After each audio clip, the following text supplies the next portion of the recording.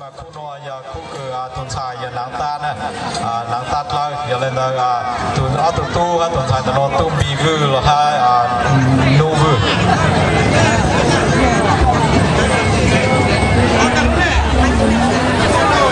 This is Tubi Vu and Nancy May. They're also Mom does Sung Kwang, but she's wearing a white skirt instead of the black pants.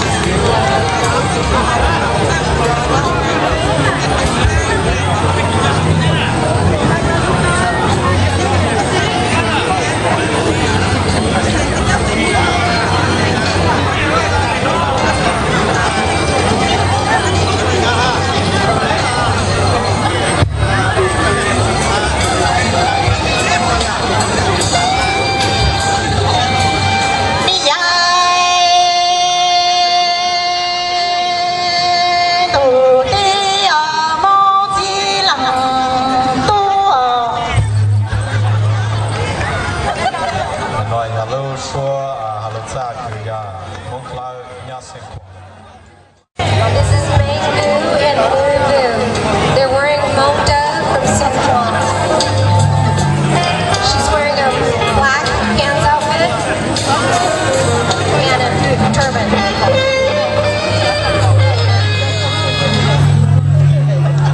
Mong trồng thọ mong thơ những một ta hay một chi giờ đây khu là nuôi giờ khu phiền nám chi giờ khu nám ta anh gì lời ít là khu nám ta để dùng luôn.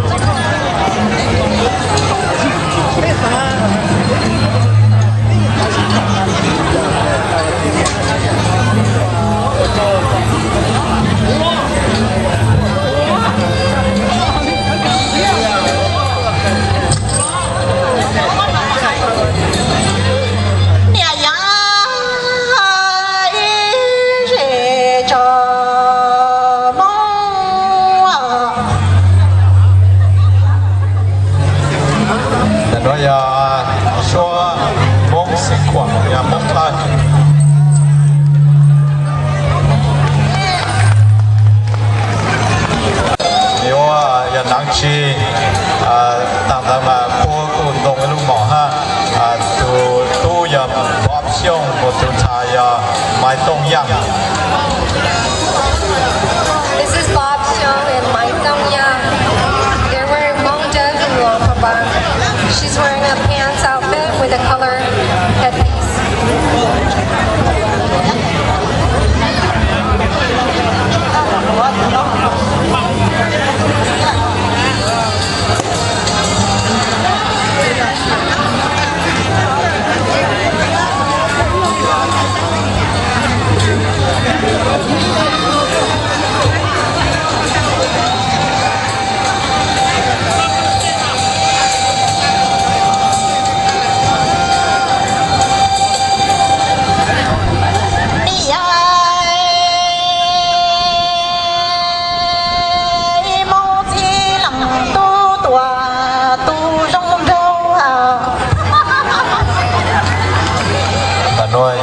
Xua lục ra mong sẵn nìa chỉ mong lục các bạn này.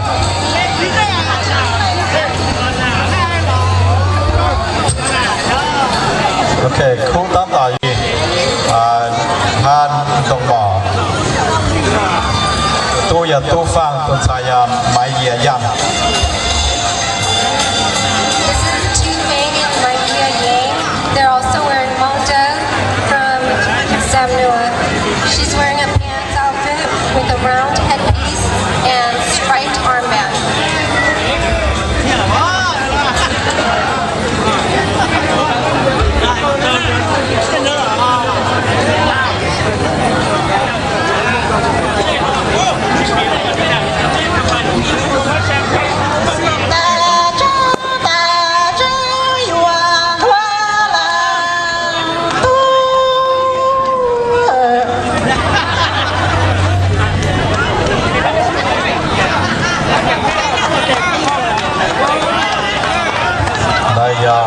Xua lục ra mong sẵn nìa một tuần sai April.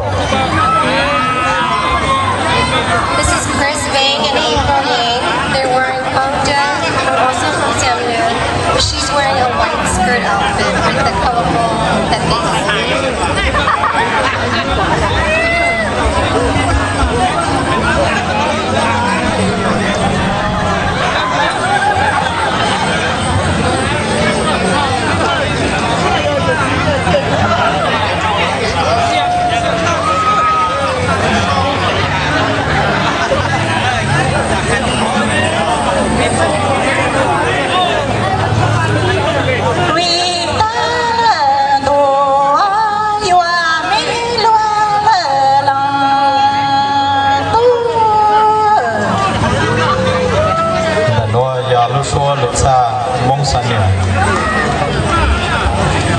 Saya Lang Fang. This is Peter Vu and Lang Feng. They're all from China.Ole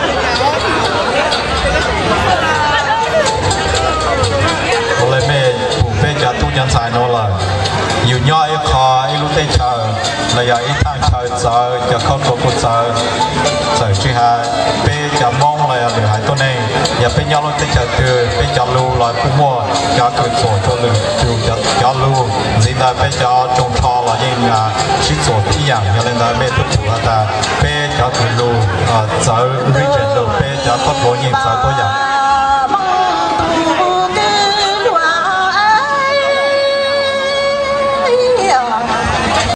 họ tuân saya Tiffany Wu.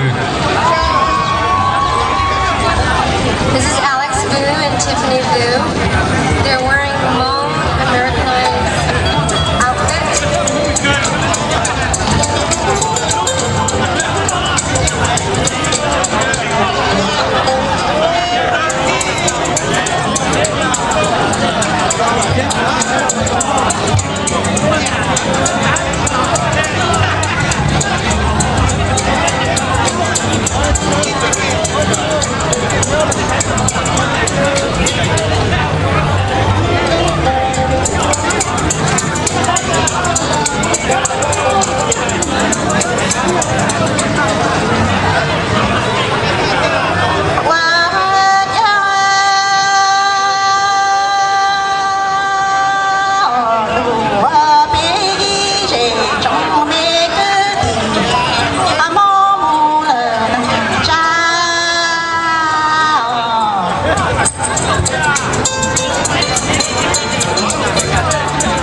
Giờ bao số lực ra lúc số đâu phải mong mình cả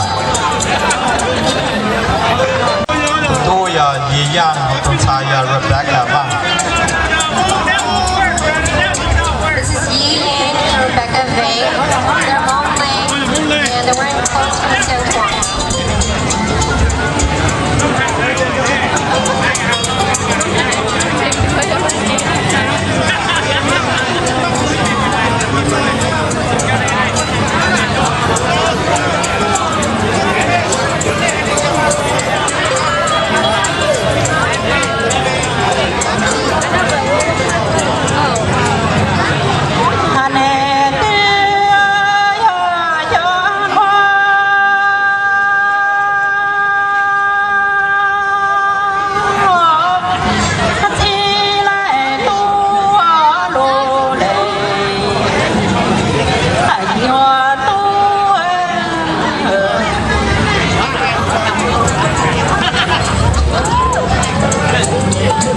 sáng có qua học chân đấy rồi nè tôi là số phang một trong sai là tỷ phang.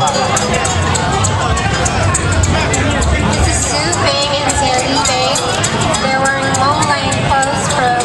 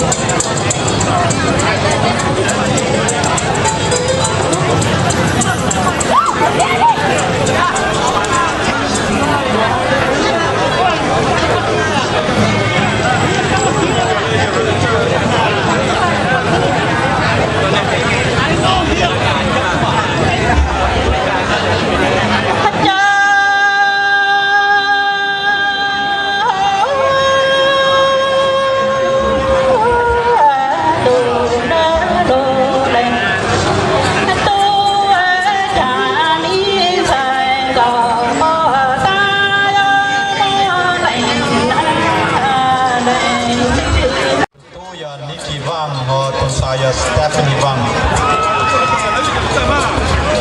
This is Nikki Vang and Stephanie Vang. They're wearing clothes from Hmong Lang, Zapata.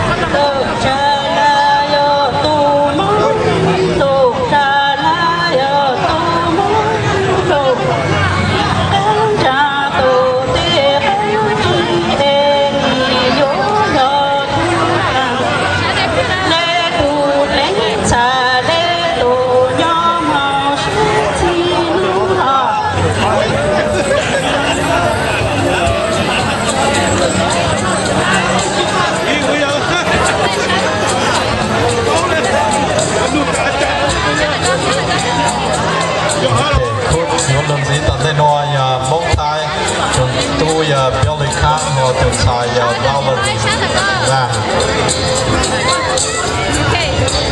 This is Billy King and Valerie May. They're wearing monk clothes from Thailand.